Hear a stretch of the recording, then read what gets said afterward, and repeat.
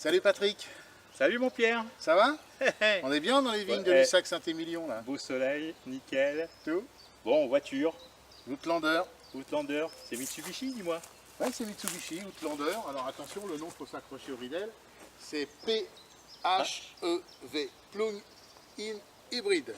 Ne me demandez pas trop pourquoi quand même. Alors parce si, que si, je vais vous expliquer. moi. Alors, Alors c'est un 4x4 électrique. d'accord. C'est ce que revendique Mitsubishi, 4x4 Mhm. électrique. Avec une batterie qui a une autonomie vendue pour 50 km mais qui effectivement fait 36 km. Avec toi. J'ai testé. Non, j'ai testé en Ouais, roulant mais avec normalement, toi. limitation Ouais, de ouais, vitesse, non, tout non, non, mais électrique, ça c'est avec toi. 36 C'est km. Pierre qui conduit là, attention, attention. 36 km. Voilà. Alors c'est quand même une petite merveille technologique pour moi cette voiture, parce que donc elle est ciblée économie d'énergie déjà, Ouais, ouais. sauf qu'on a le pied lourd. Mais c'est pas fait pour avoir le pied lourd. Donc il y a plusieurs modes, le tout électrique. Dès l'instant qu'on a chargé la batterie, tant qu'on n'est pas arrivé à ce qu'il reste à peine 10% de la batterie, elle restera toujours en électrique, même à 110 km/h. Mhm. Même à 110 km/h.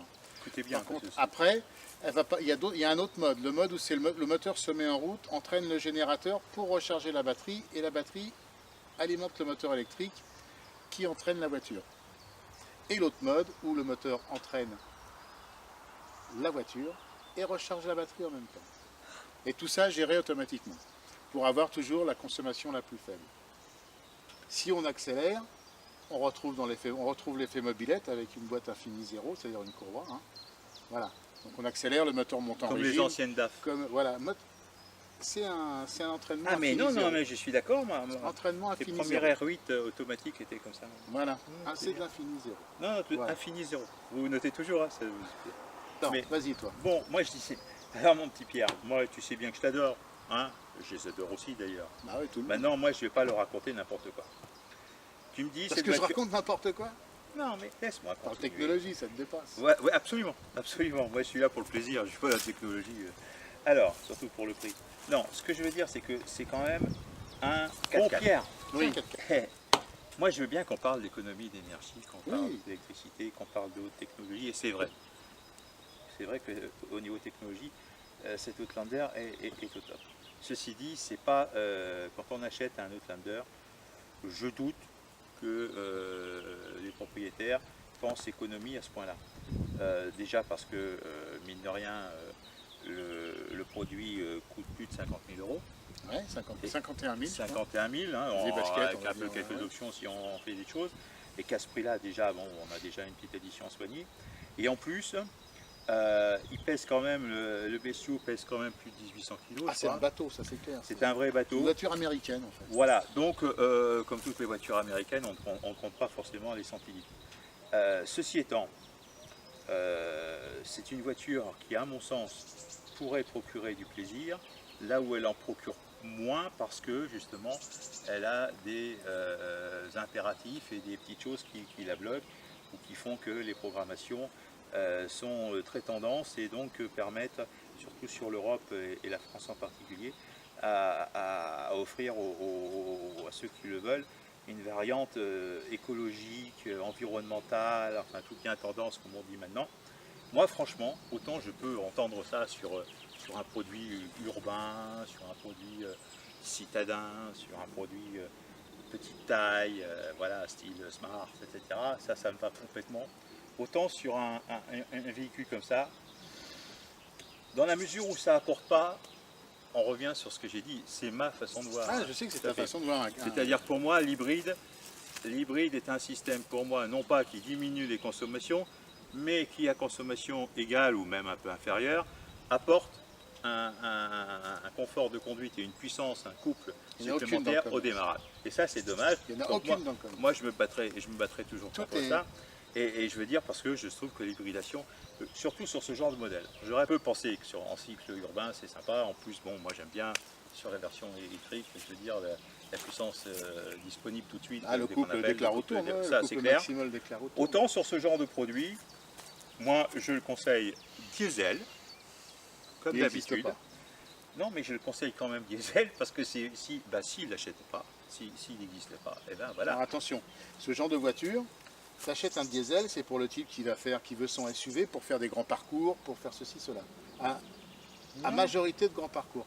Ça, c'est des voitures qui sont faites pour rouler en agglomération, pour rouler dans des zones urbaines très très grandes. Il faut déjà la loger. Hein. Non mais style aux États-Unis par exemple. Ah oui, mais on n'est pas aux États-Unis. Non mais c'est bien ciblé pour ça. Au Japon par exemple, ils ont des grosses voitures comme ça. S'ils peuvent la garer, ils peuvent avoir des grosses Ouais, voitures mais ils comme ne peuvent ça. pas la garer non plus. Par contre, sur des parcours entre 50 et 100 km, elle a des consommations à tomber par terre. Ouais. Parce qu'il y a les 36 km d'électricité, parce qu'il y a la récupération d'énergie, parce qu'il y a une très grosse gestion de l'économie d'énergie. Non, mais Mais le type qui achète ça pour faire vroom vroom entre les deux feux rouges, il va consommer plus qu'une voiture qui n'est pas hybride. Sans vouloir C'est faire le problème de la voiture hybride. Ouais, je sais bien. Mais sans vouloir faire vroom vroom entre deux feux rouges, je crois que ça fait un relativement sympa. Je veux dire, voilà, c'est pas, à mon sens, l'hybridation sur une chose aussi cossue, costaude et quand même gargantuesque de la voiture. Je trouve que ça, c'est pas adapté du tout. Et c'est vrai que si on consomme, même toi qui quand même a le pied léger, surveille bien les petites fleurs dans le rosier, etc. Vous savez, des petites choses là qui font qu'on est en écolo, machin, etc. Même toi, tu fais en gros 8,5, on a vu ce matin. Et donc, ce qui n'est pas forcément une consommation. Bah, pour un 4x4, c'est pas mal. Oui, mais enfin, c'est pas un 4x4 déjà, c'est un 4x4. Maintenant, il n'y en a plus de 4x4. Oui, mais enfin, c'est un 4x4. Ils vendent tous des 4x4, mais c'est des 4x2 voilà. avec des prédominance sur l'arrière. C'est vraiment dans la bouche. Voilà, donc c'est pas. Donc c'est plus des 4x4. C'est plus des Pour 4x4. ce genre de et moi, je voiture, trouve que quand on met 8,5 et qu'on parle d'économie d'énergie, je trouve qu'on est un peu à côté de la plaque. Si, pour une grosse brute comme ça. Oui, non, mais je veux dire, on n'achète pas une grosse brute comme ça pour faire de l'économie d'énergie. Ça, sans hybridation, c'est 12-13 litres. Ouais, mais c'est comme d'habitude, quoi. C'est comme le gars qui achète une Porsche et qui la veut diesel, où on a les moyens de se payer une voiture et on en profite, et on ne met pas 53 000 euros, ou si on met 51 ou 53 000 euros, je veux dire, voilà, on n'hésite pas non plus à mettre un litre en plus, parce que voilà, il y a aussi du plaisir. Enfin, je veux dire, voilà, faut arrêter l'écologie, il faut arrêter la consommation ridicule, ça, c'est ton truc, faut arrêter, je veux dire, le plaisir de conduire. On regarde pour l'instant, moi je suis pour le plaisir de conduire. Le fonctionnement de ce genre de voiture. Déjà, on ne peut pas rouler beaucoup, on a les points qui volent à tout va, on a des radars à tous les coins de mur, on a des choses pas possibles.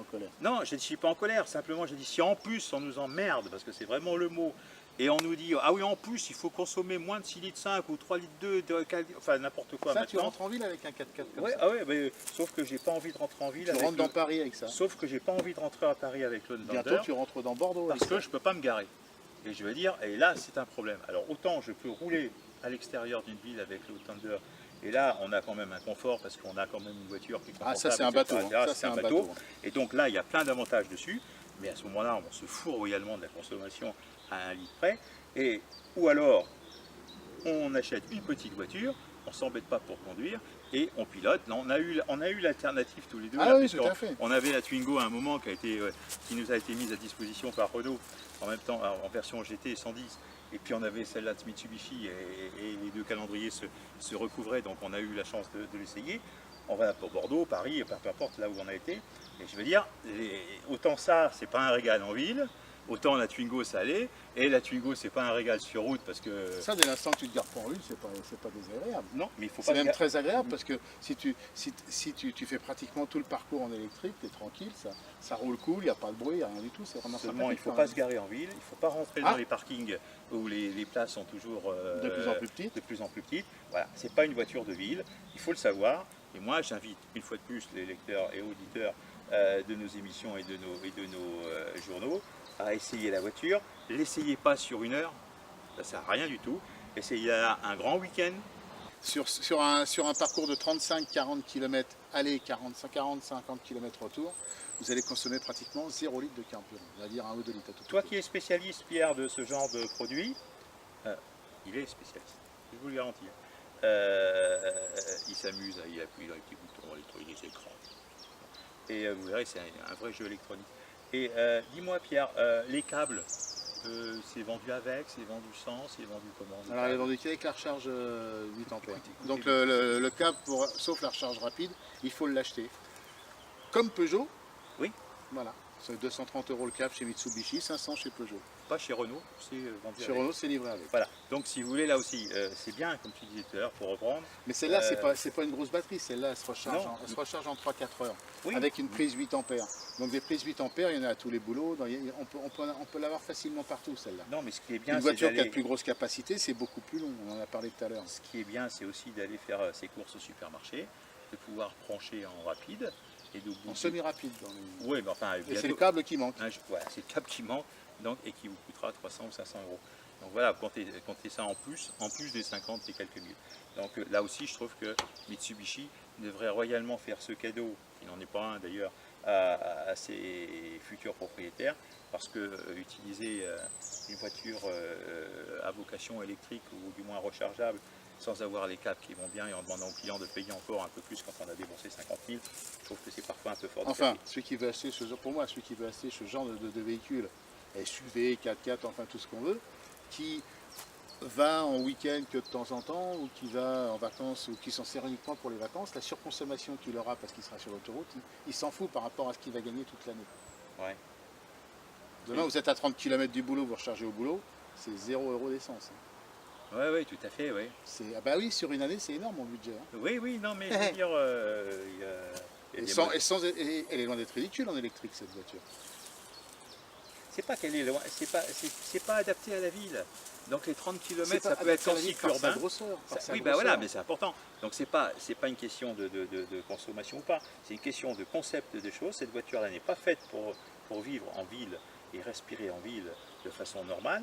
Les 30 km dont tu parles, et c'est un maxi à mon avis, 36. 36, oui, enfin bon, dans les descentes, ces 36 km, elles ne peuvent se faire que dans des rayons périurbains, semi-urbains, où la voiture n'est pas à l'aise. Là où elle est à l'aise, je le confirme, c'est sur les autoroutes, les grandes routes, etc., où c'est vrai que là on a un confort royal, on a une habitabilité qui est sympa, on a un équipement qui est top, on a un freinage optionnel, ça c'est vrai, mais par contre on a une direction, etc.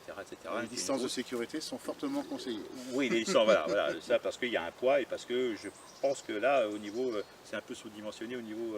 Parce que c'est pas une voiture qui est faite pour faire vroom vroom. Mais voilà, c'est pas une voiture, donc c'est... Bon, voilà, alors, moi j'aime bien quand ça fait vroom vroom.